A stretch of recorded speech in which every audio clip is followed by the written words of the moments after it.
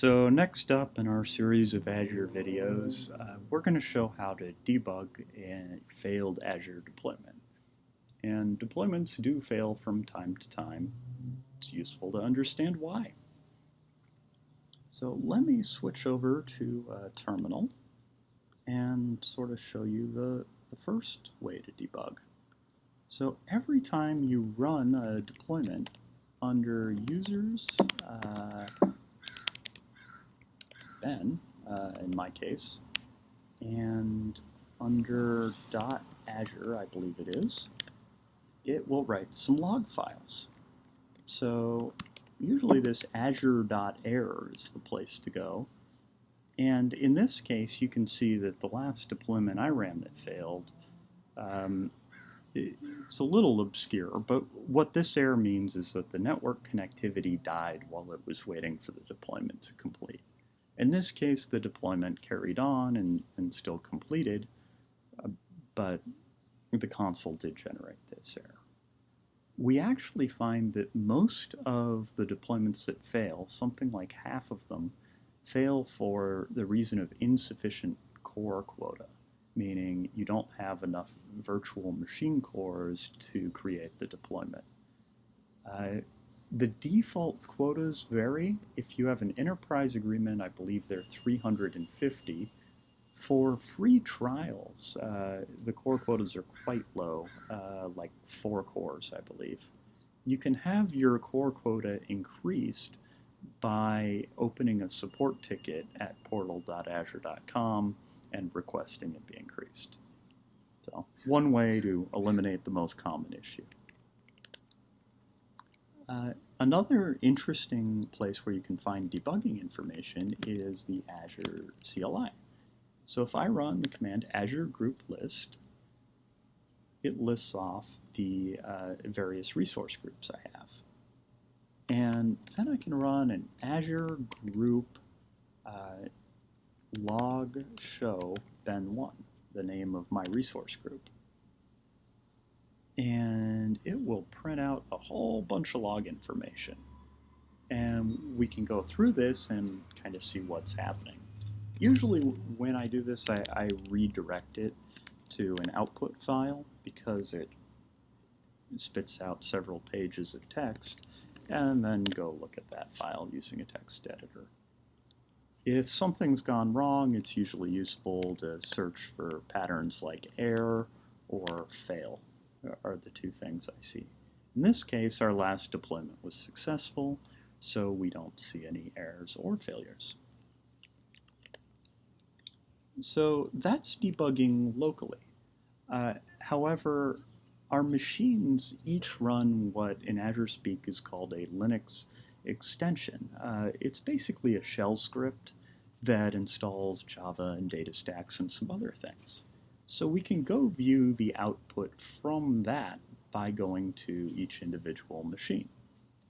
Let me close this window, and I think I have up here in my history. Oh, I'm actually already on that box. Let me quit that box and SSH to my Ops Center machine from one of my deployments. And log in, and then under here, under var lib WA agent, which is the Windows Azure agent, you need to be root to read this, so let me su, go back under there, var lib WA agent, and there's this folder with this very long name. It's Microsoft.something-something. Go into that, and then under here there's a folder called download. Under here there's a folder called 0, and that's what I was looking for. So this is the directory those bash scripts run in. We can see both the standard out and the error output for that in the respective files. Here's the standard out, and you can sort of see it going through, starting up, printing out some information, and on and on. And this is quite detailed, and usually you can figure out what happened. In this case, Ops Center tried to connect to build a cluster, and then eventually did create a cluster and start up. It's actually this line where it printed test cluster right here is where it was able to connect and create the cluster. So that's really good debugging information and usually helps you figure out what's happened. Just a little bit about how this is working underneath the covers. You see this master.zip file, and those are some install scripts that are actually downloaded from GitHub in the script. Maybe we should go through and look at this real quick. Let's go over here, and if I go to GitHub, the Azure templates, under extensions, I see the script that ran on the Ops Center node. And as you can see, that does some various things, and then it runs this wget here. So let's go look at this repo real quick. Let me paste that in. And this repo is that master.zip. This is those install scripts. And in the case of our Ops Center node, the opscenter.shell script ran. And that ran through, it slept, it restarted Ops Center, and so forth. So this gives you a high-level understanding of how to debug one of these deployments and understand what went wrong. We do see intermittent reliability errors with primarily Azure. There are also concurrency issues with Ops Center that are primarily resolved through restarting Ops Center and occasionally the agents. In many cases, if a cluster is meaningfully broken, it makes more sense to just delete it and create a new cluster than to try to debug it.